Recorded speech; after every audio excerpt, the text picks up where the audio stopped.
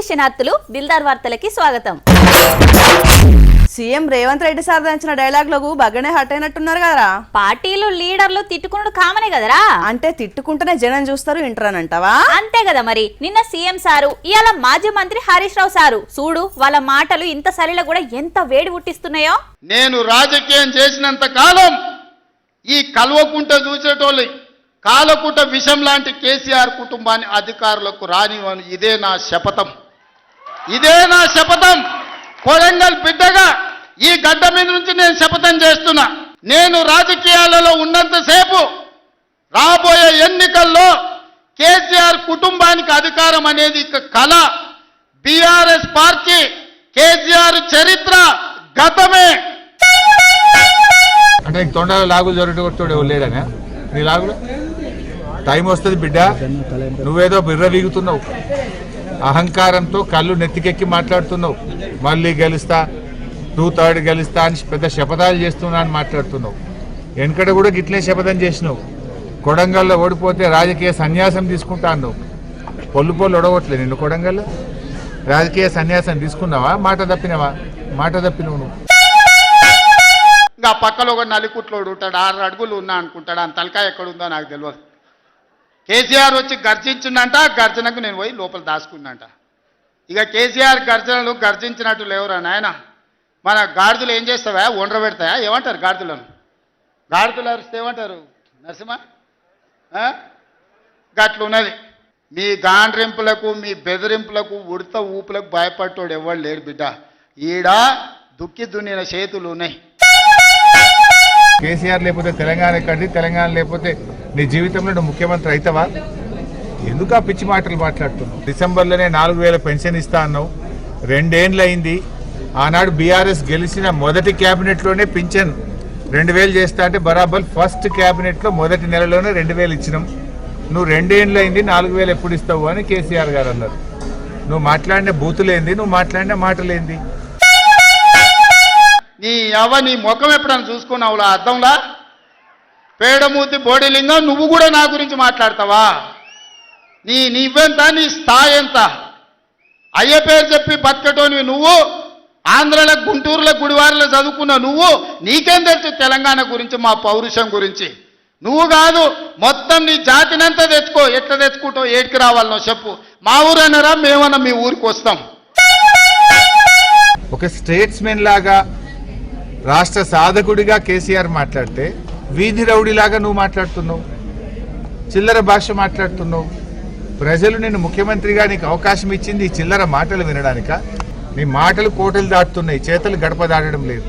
దేవుడా, లోక రక్షకుడా, ఈ పాపిని క్షమింపుడు. అట్లనే ఈ పాపని కూడా క్షమింపుడు దేవుడా. సమస్త జీవులందు అనంత ప్రేమను అపార దయను చూపుతున్న నీకు స్తోత్రములు తండ్రి. యేసు ప్రభువును మంచిగానే కొలుస్తున్నావు కదా. నేను సర్వ మతాలను గౌరవిస్తా. మన దేశంలోనే భిన్నత్వంలో ఏకత్వంగా రా. అందరం అది ఏ పండుగైనా కలిసిమెలిసి చేసుకుంటాం. మరిపా ఇయాల్టి క్రిస్మస్ వేడుకలు చూద్దాం.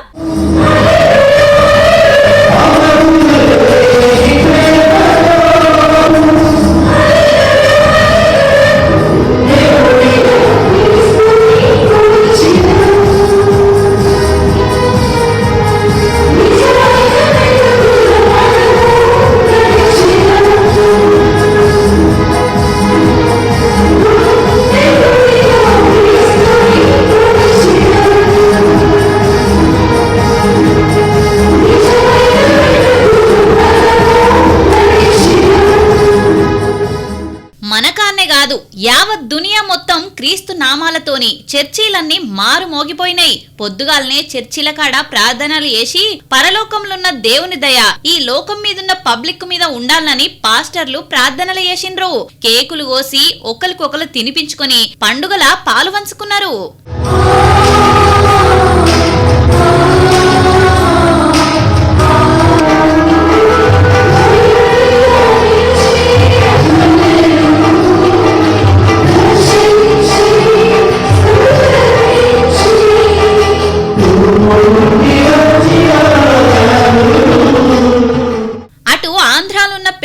చర్చిలలో కూడా యేసు ప్రభుకు ప్రార్థనలు చేసి పండుగ చేసుకున్నారు. ఇక మాజీ సీఎం జగనన్న పులివెందుల చర్చిల క్రిస్మస్ పండుగ చేసుకున్నాడు.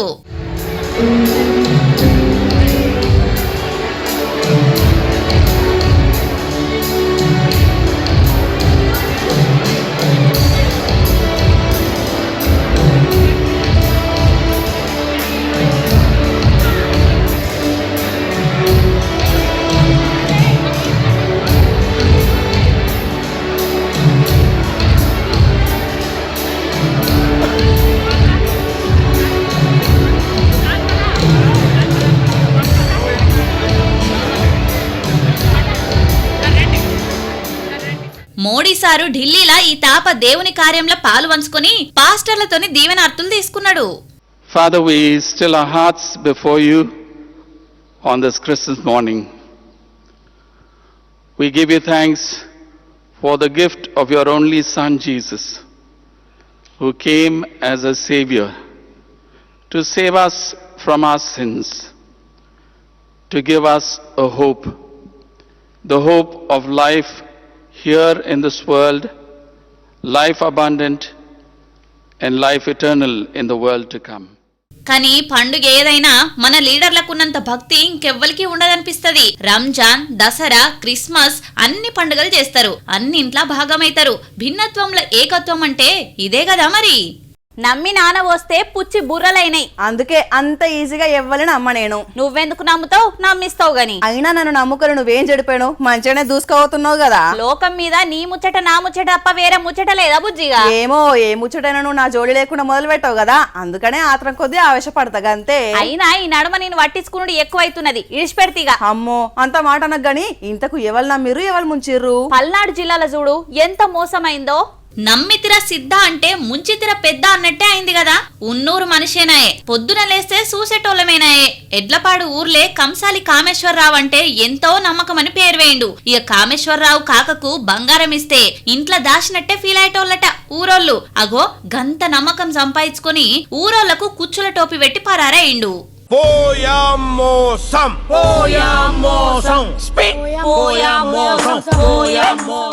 ఉన్నూరోళ్ళు గాక పక్కూర్లకెళ్ళి కూడా నమ్మి బంగారం చేతుల పెట్టిండ్రు. ఏమన్నా తగిలితే కల్పమని ఇంత నగదు కూడా చేతిలో పోసిండ్రు. మంచిగా తీరొక్క డిజైన్లు వేయమని చెప్పిండ్రు. అన్నిటికీ తలకాయ చూపిండు. మీకెందుకు, అద్దిరిపోయే నగలు చేస్తా అని అన్ని వసూలు చేసుకున్నాడు. ఇక ఏమైనా ఇంకా ఇయ్యకపోతివి, దావతులు దగ్గర పడుతున్నాయి అని అడిగితే రేప్ చేస్తా మాప్ చేస్తా అని అనుకుంటా జరుపుకుంటా పోయిండు. వన్ ఫైన్ డే చూసుకొని అన్ని చదురుకొని అవతల పడ్డాడు. ఇంకేముంది, ఇక ఇంట్లోనే అడిగితే మాకేం తెలియదు, మాకిచ్చిండ్రా, మా ముఖం చూసి చేపించుకున్నారా అన్నట్టుగా మాట్లాడిండ్రట. క్షవరం అయింది, వివరం కూడా తెలిసింది. ఇక చేసేదేం లేక ఖాళీ చేతులతోటి కాకీలకు పిరాదయిండ్రు. మరి ₹1 ₹2 చెప్పుండ్రి 10 కోట్ల దాకా ముంచిండట. బంగారం గాక సొక్కనైన మనిషికి అప్పులు కూడా ఇచ్చిండ్రట.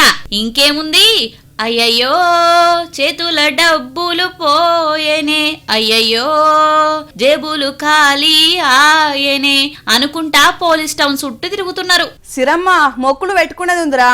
ఏం మొక్కుకున్నావో? తిరుపతి వెంకన్న స్వామికి కొండకొస్తామని మొక్కుకున్నాం. నువ్వు సెలవిస్తే వెంకన్న కరుణిస్తే ప్రయాణం కావాలిగా. పోదువు గాని భక్తుల తాకిడి చూసినావా? ఏగా తిరుపతి అంటే నిత్య కళ్యాణం పచ్చతోరణమే గారా, జనం లేని రోజు ఉంటదా? ఒక్క వెంకన్న కొండకే కాదు, యాదగిరి నరసన్న కొండగట్ట అంజన సన్నిధికి కూడా పోటెత్తిరు భక్తజనం. చూడు, ఓ దిక్కు బడికి సెలవులు, ఆఫీసులకు తాతీలు, మీదంగా కొత్తేడాది సంబరం. వరుస సెలవులు ఉండే వరకు ఇక ఇదే మంచి టైం అని మొక్కులు పెట్టుకునేందుకు తీర్థయాత్రలకు బయలుదేరు భక్త జనాలు. అటు ఏడుకొండలవాడి దర్శనానికి వైకుంఠం కాంప్లెక్స్ మొత్తం నిండిపోయారు. శిలాతోరణం దాకా లైన్లు వాడు ఎదురు చూస్తున్నారు. సర్వదర్శనం కోసం ఉన్న భక్తులకు 24 గంటలు పడుతుందని చెప్పిరు టీటీడీ.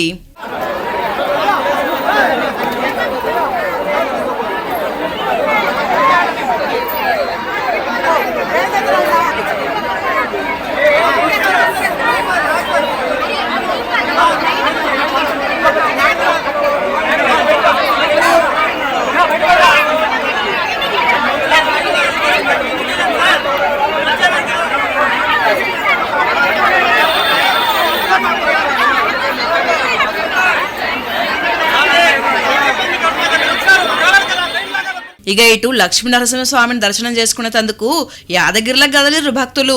అటు కోరిన కోరికలు తీర్చు కొంగు బంగారం కొండగట్ట అంజన గుడికి, ఏంలాడ రాజన్న సన్నిధికి కూడా భక్తుల తాకిడి గట్టిగానే ఉన్నది. మొత్తానికి వరుస సెలవులతోటి తెలుగు రాష్ట్రాలలో గుళ్ళు గోపురాలు కళకళలాడుతున్నాయి.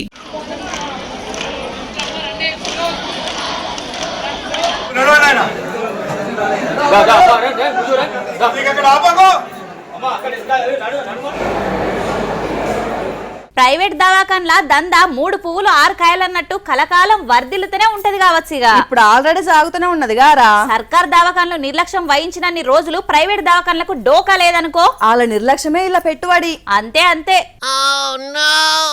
చూసిర్రా, సర్కారు దవాఖాన్ల మీద జనం ఎంత నమ్మకం పెంచుకుందాం అనుకున్నా వాళ్ళు ఆ నమ్మకం నిలబెట్టుకుంటలేరు. అట్లా నమ్మొచ్చిన ఇంతమంది పేషెంట్లు ఉన్నారు, వాళ్ళని పట్టించుకునేందుకు ఒక్క డాక్టర్ అన్న కానొస్తున్నాడా? చూడుర్రి, ఇక ఎట్లా నమ్మి పోతారు సర్కారు దవాఖాన్లను.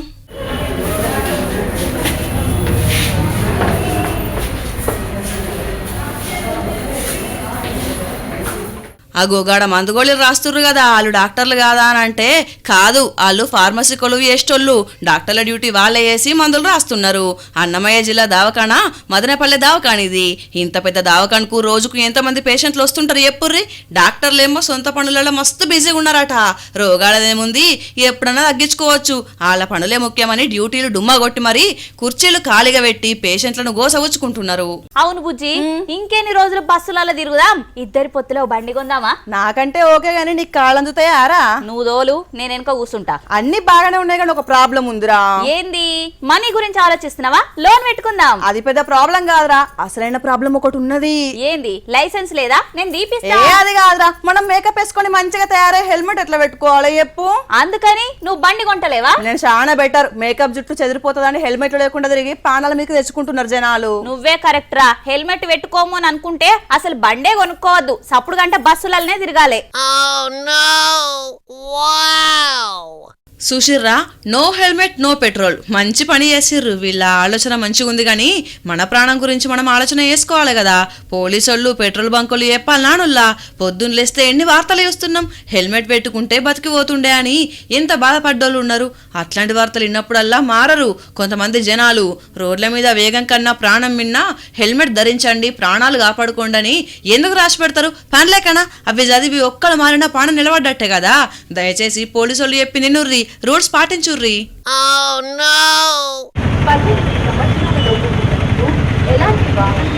వాళ్ళు 24 గంటలు మన కావాలి కాసుకుంటా రూల్స్ పాటించమని నిలదీస్తే బైకర్స్ చెప్పే సమాధానాలు పక్కనే మా ఇల్లు ఇప్పుడు తీసిన సారు, దావత్కు పోతున్న సారు, హెయిర్ స్టైల్ ఖరాబ్ అయింది సారు అని చెప్తుంటారు.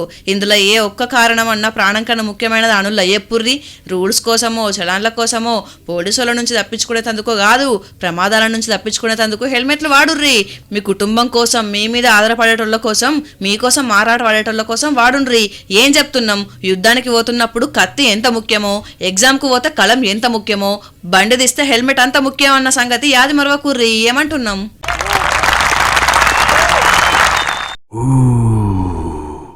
తిన్నామా పడుకున్నామా తెల్లారిందా, గింతేనారా జీవితమిగా? చెయ్యాలంటే చేతి నిండా పని ఉన్నది, చెప్పమంటావా? నాకు పనులంటే చిరాకు, లైఫ్ ఎంజాయ్ చేయాలరా. నీ డైలాగులు వింటుంటే ఏదో టూర్ ప్లాన్ చేసినట్టే కొడుతున్నది. అవునరా, నువ్వు కూడా వస్తా అంటే ఇద్దరం కలిసిపోదాం.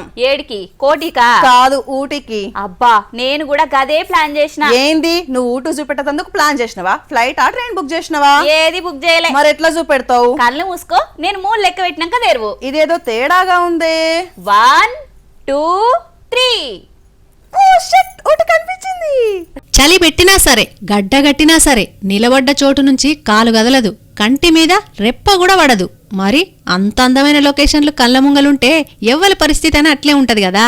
ఊటీ అంటే మంచు అందాలకు పెట్టింది పేరు. పచ్చని చెట్లన్నీ తెల్లని మంచు పూలతోటి నిండిపోయినాయి. చెరువులు, సరస్సులు మంచు దాటికి పొగలు గక్కుతున్నాయి. కట్టుకున్న చేతులు ఇడవలేకున్నా, అడుగు ముందుకు పడకున్నా, నోట మాట రాకున్నా ఆ అందాలను బంధిస్తందుకు కెమెరాలు పట్టుకొని పరుగులు తీస్తున్నారు.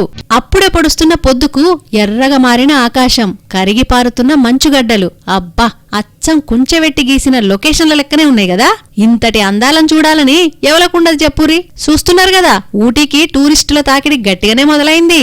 సంక్రాంతి పండుగ వస్తుంది గారా, నాకు ఇంత చేసిన పబ్లిక్ కోసం ఏదైనా చేద్దామని అనుకుంటున్నా. అందరికి సకినాలు గిట్లా చేసి పంపుతావా ఎట్లా? పండుగ కప్పాలు ఎవరైనా వేసుకుంటారు, కానీ అంతకన్నా పెద్దదయ్యాలని థింక్ చేస్తున్నా.